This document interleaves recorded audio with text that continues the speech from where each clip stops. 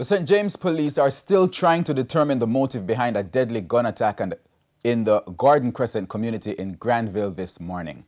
The incident has left 2 men dead and a number of persons homeless. Shamela Pullen has the details. The last few hours have been a nightmare for residents in the community of Crescent, Granville, St. James. Me ear, brother. Then I said to my brother, I say, how was that gunshot? And he said, yes. And me, brother. Me say, Jesus Christ. He can't cool off for about a second.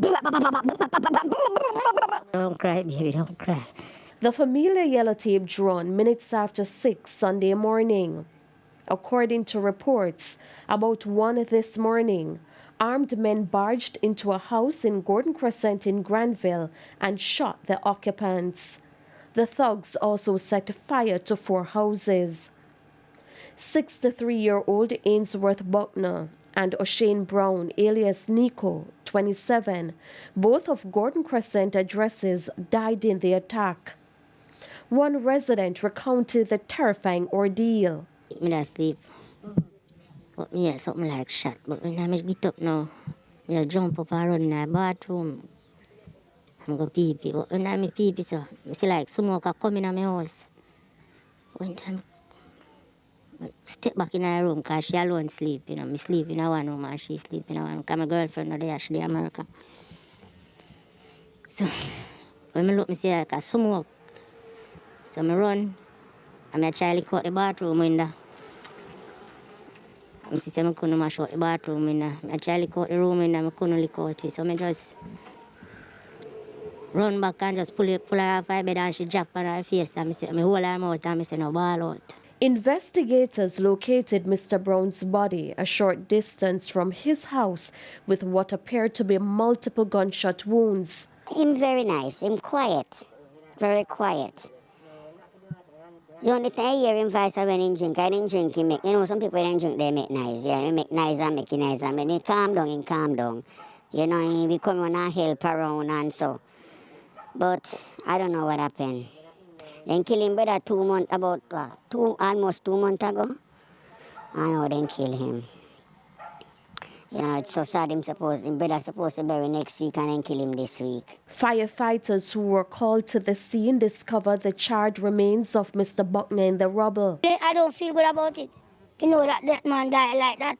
He don't deserve that death. He don't deserve that death no at all. The residents are calling for consistent police presence in the area. So the police, they need to come more often around the area. Yeah, they need to come more often because every time that is a death, then the police show up. They're supposed to come around the area, get some soldiers. Remember when me grew up, soldiers come to the community and then go through house to house. Nobody know when they come. Nobody know when they come in. Go through house and they will find all whatever they put on in them place. They will find it. Shamela Pullen, TVJ News. In the meantime, National Security Minister Dr. Horace Chang and Member of Parliament for St. James West Central, Marlene Malahoo Fort, toured the Crescent community this afternoon where the gruesome attack took place. Dr. Chang says such an early morning attack is unusual. He added that it was a well-planned operation and reasons that gangs would have played a major role in the latest attack. This is a result of continued gang warfare, which the police have been working on. As I said, last night appeared to have been a well-planned operation by gangsters. And although engaged quickly by the police, we still had a bad outturn. I want to reassure the citizens, the police is working very assiduously to disrupt the gangs, and they're not going to win.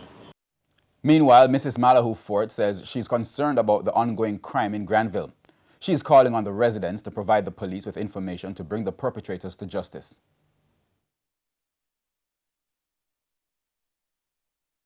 I'd love the media to do a little investigative research to find out how is it that so many guns bark, so many gunshots, and then when the police go to search, they can't find it. Investigate, no man, really investigate it and find out what's happening, where they're hiding them.